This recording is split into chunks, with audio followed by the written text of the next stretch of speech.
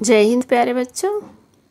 आज हम सब कक्षा 10वीं की हिंदी की पाठ्य पुस्तक आरोह भाग 2 में उद्धृत निराला जी की कविता के बारे में पढ़ेंगे। यह पुस्तक एनसीईआरटी के लिए निश्चित की गई है, एनसीईआरटी के पाठ्यक्रम के अंतर्गत आती है। सूर्यकांत त्रिपाठी निराला, जो हिंदी काव्य साहित्य में या हिंदी साहित्य में महाप्राण निराला के नाम से भी जाने जाते हैं। इनका जन्म बंगाल के महिषादल में सन 1899 में हुआ था।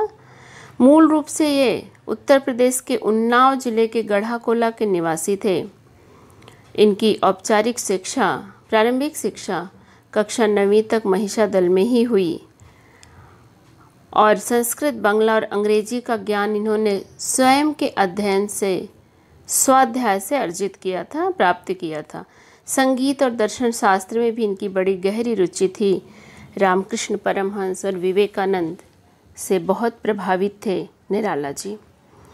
निराला जी का जो प्रारंभिक जीवन था बड़े कष्टों में बीता। कष्टों में यानी उन्हें बहुत अपनों के खोने का दुख उन्हें बहुत उठाना पड़े।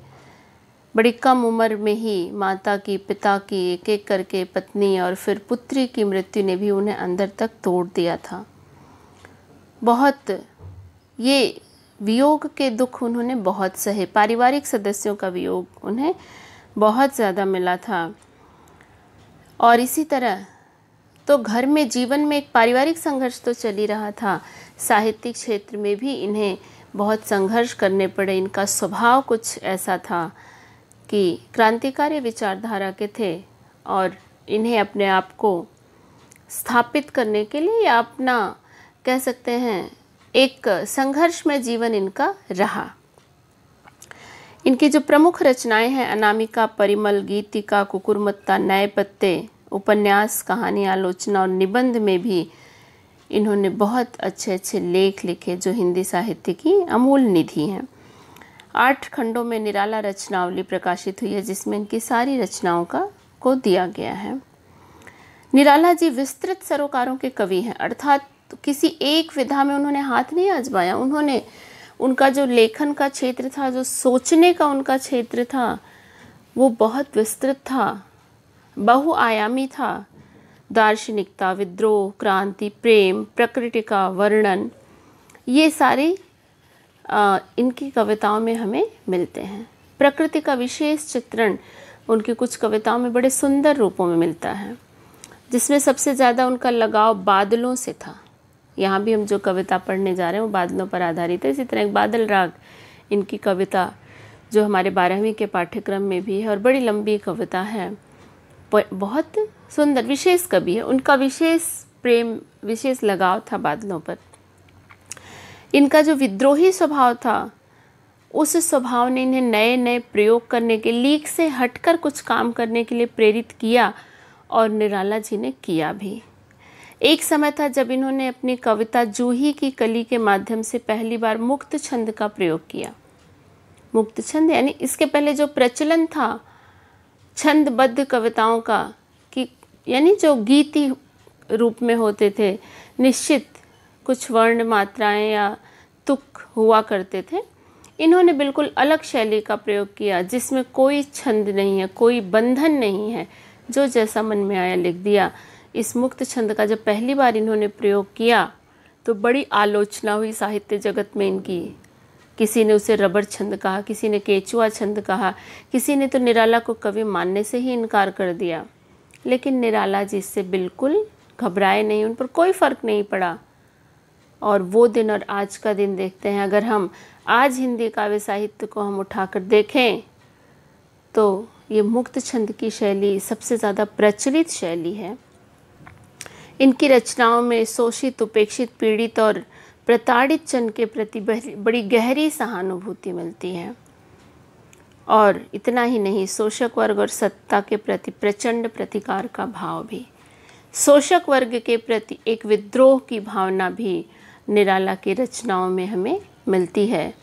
जो इनकी बाद की कविताएं हैं, जहाँ उन्होंने छायावाद से हटकर कुछ इस तरह की रचनाएं की जहाँ शोषण वर्ग के लिए इनके अंदर सहानुभूति, वह तोड़ती पत्थर इनकी जो कविता है मजदूर वर्ग के प्रति कितनी गहरी सहानुभूति है और कैसा मार्मिक चित्रण है वो हम पढ़ सकते हैं।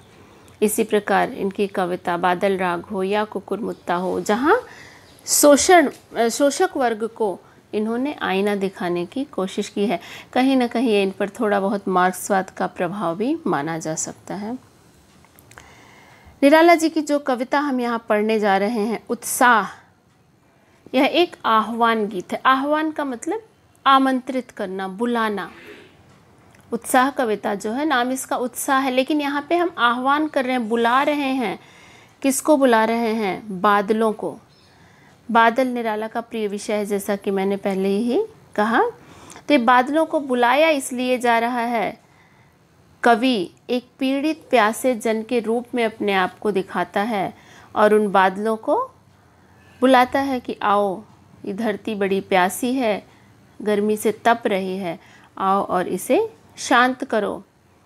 इसमें एक तरह से क्रांति की चेतना का भाव भी है कि जब शोषण बहुत ज़्यादा बढ़ जाता है, शोषण रूपी आग से जनता तपने लगती है, तो क्रांति रूपी बादल को आना ही पड़ता है बदलाव लाने के लिए। और इस क्रांति का आह्वान करने का काम कवि का होता है, क्योंकि कवि की कलम में बड़ी ताकत होती है। जो वज्र नहीं कर सकता, तलवार नहीं कर सकता, वो कवि की कलम कर सकती है। तो कवि प्रेरणा दे रहा है, बादलों का आह्वान कर रहा है कि आओ क्रांति करो, यानी इन स्थितियों को बदलने की चेष्टा करो। निराला इसे नवजीवन और नूतन कविता के संदर्भ में देखते हैं। तो चलिए हम देखते हैं अब इस उत्साह कविता को। ये उत्साह कविता निराला जी की जो हम पढ़ने जा रहे हैं, जो हमने कवि परिचय में देखा कि बादलों पर आधारित है। बादलों का आह्वान इसमें किया जा रहा है कि हे बादलों आओ और इस तपती हुई धरा को शीतल करो, इस पर बरसो।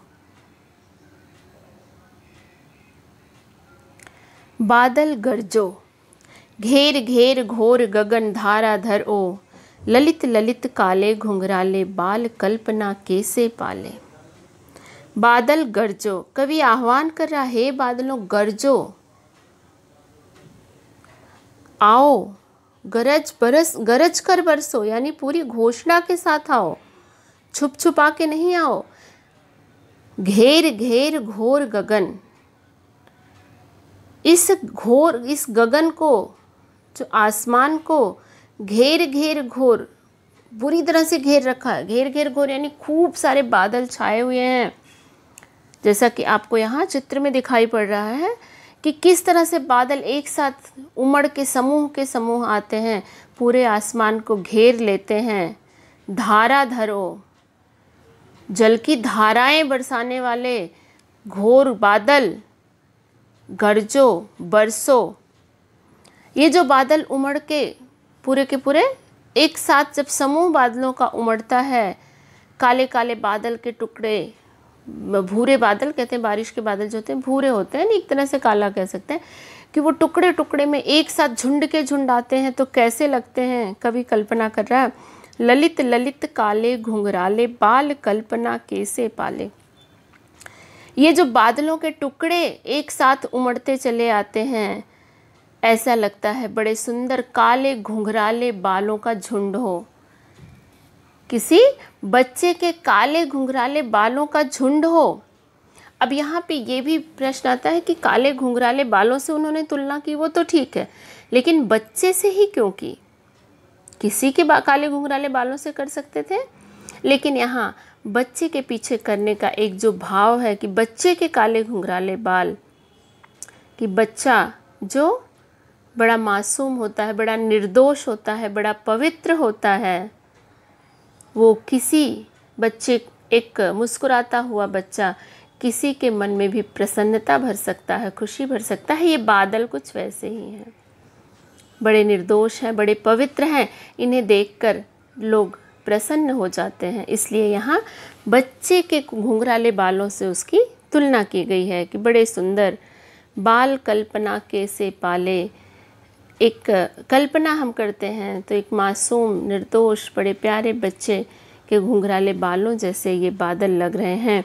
हे बादलों आओ, गरजो, धाराधर खूब जल बरसाओ, इस पूरे आसमान को घेरते हुए बादलों तुम आ रहे हो। विद्युत छवि उर में कवि नवजीवन वाले, वज्र छिपा नूतन कविता फिर भर दो, बादल गरजो। बादल जिनके उर में, जिनके हृदय में विद्युत छुपा है, बिजली छिपी है, इन बादलों के हृदय में बिजली छिपी है। ये बिजली चमकती है, बादल गरजते हैं और बरसते हैं, तो ये क्या देते हैं? पृथ्वी को, धरती को नवजीवन प्रदान करते हैं। धरती पे नया जीवन, यानी पानी बरस गया, फसलों की बुआई शुरू हो जाती है, जो तपती हुई धरती है उसे एक नया जीवन मिल जाता है। पूरी प्रकृति के साथ साथ मानव भी, मानव जीवन, पशु पक्षी सब प्रसन्न हो जाते हैं, एक नया जीवन उन्हें मिलता है। उसी तरह से कवि कह रहा है कि जो कवि का हृदय भी है, कवि भी नवजीवन देने वाला होता है। कैसे? वैसे ही जैसे बादलों के हृदय में बिजली छुपी होती है, जिन्हें धरती को नया जीवन देने की ताकत जिनमें होती है, वैसे ही कवि होता है जिसकी कलम में बिजली जैसी ताकत होती है।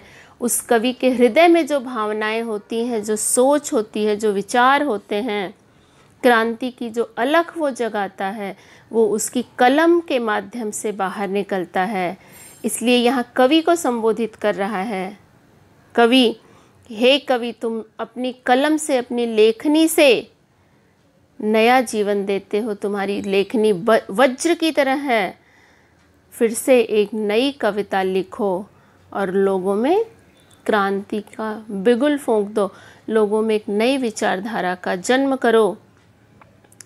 हे कवि, तुम भी कुछ करो। यानी बादलों के माध्यम से ही कवि को भी वो बताना चाह रहा है कि तुम भी जागो।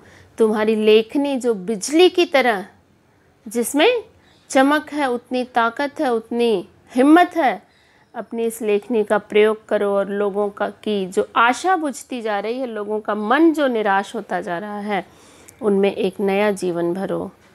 हे बादल गरजो, हे बादलों गरजो, बरसो और इस धरती को नया जीवन दो। विकल विकल उन्मन थे उन्मन, विश्व के निदाघ के सकल जन, आए अज्ञात दिशा से अनंत के घन, तप्त धरा जल से फिर शीतल कर दो, बादल गरजो। विकल विकल उन्मन थे उन्मन, उन्मन का मतलब बेचैन, उन्मन विकल मतलब बेचैन, उन्मन का मतलब भी होता है कि जो एक स्थिति है, यानी हम समझ में कुछ नहीं आ रहा है, क्या हो गया, मन बड़ा निराश सा है, मन निराश सा हो चुका है। किससे? विश्व के निदाघ के सकल जन। विश्व के निदाघ के सकल जन यानी पूरी दुनिया, निदाघ यानी गर्मी, दग्ध शब्द जो होता है संस्कृत का, उसी से निदाघ बना है। दग्ध, जलना, तपना, बहुत ज़्यादा गर्मी होना। कि पूरी दुनिया के सकल लोग, सभी लोग इस गर्मी से त्रस्त हैं, बड़े बेचैन हैं, उनका मन बहुत निराश हो चुका है। अर्थात ऐसा लगता है कि सब कुछ इस तेज तपन में, इस तेज गर्मी में समाप्त हो जाएगा। लेकिन अचानक उनके मन को आशा देते हुए, उनकी बेचैनी को कम करते हुए, आए अज्ञात दिशा से अनंत के घन। किसी अज्ञात दिशा से अनंत बादल के टुकड़े चले आ रहे हैं, यानी एक के बाद एक, पता ही नहीं चल रहा कि ये इनका अंत कहाँ है। बस ये बादल उमड़ घुमड़ कर भर भर के चले आ रहे हैं किसी दिशा से। तप्त धरा जल से फिर शीतल कर दो, बादल गरजो। ये जो अज्ञात दिशा से अनंत घन बहुत सारे बादल चले आ रहे हैं, अनंत के घन के सामने यहाँ पे आप देखेंगे संबोधन का चिन्ह लगा है, यानी कवि इन्हें संबोधित कर रहा कि हे अनंत के घन, हे बहुत ज़्यादा मात्रा में आने वाले बादलों, तुम जिस भी अज्ञात दिशा से आ रहे हो, इस तपती हुई धरा को बरसो और फिर से शीतल कर दो। बादल गरजो, हे बादलों गरजो, बरसो और इस तपती हुई धरती को तुम थोड़ा आशा, थोड़ी खुशी, थोड़ी प्रसन्नता, थोड़ी शीतलता प्रदान करो। बादलों गरजो और बरसो।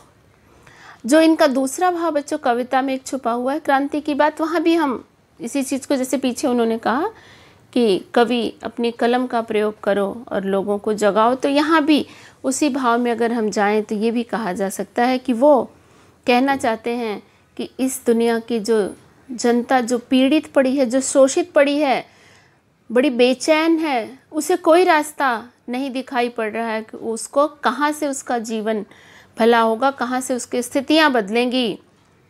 सारे इस शोषण की आग में जल रहे हैं, लेकिन अचानक क्रांति के बादल आते हैं और क्रांति की जो शुरुआत होती है वो इन शोषितों पीड़ितों के जलते हुए हृदय को शीतलता प्रदान करती है, उनके जीवन में एक बदलाव लाती है। बादल गरजो, वो जो कवि की लेखनी से क्रांति रूपी बादल की शुरुआत होती है, वो इनका जीवन बदल कर रखने की क्षमता रखती है और बदलती भी है। यहाँ पर लेकिन मुख्य रूप से हम बादलों पर ही जाएंगे। इसका एक छुपा हुआ भाव जो क्रांति का है, जो कवि कहना चाहता है, हम उसे ध्यान में ज़रूर रखेंगे। पर शाब्दिक अर्थों में जहाँ तक है कि जो वर्णन दिया गया है, तो हम बादलों के माध्यम से ही, प्राथमिकता हमको यहाँ बादलों के भाव को ही देनी है जो कवि कहता है। तो ये आपकी पंक्तियाँ निश्चित हो गई होंगी, समझ में अच्छे से आ गया होगा आपको कि दुनिया के सभी लोग इस गर्मी से त्रस्त थे, बेचैन थे, कोई आशा की किरण उन्हें दिखाई नहीं पड़ रही थी, मन अजीब सा खाली था, बेचैनी से भरा हुआ था। और ऐसे में अज्ञात दिशा से भर भर के बादल चले आते हैं, तपती हुई धरा को फिर से ये शीतल कर देते हैं। हे बादलों, इसी तरह से गरजो और बरसो और इस तपती हुई धरती को शीतल कर दो, कवि यहीं पे कहता है।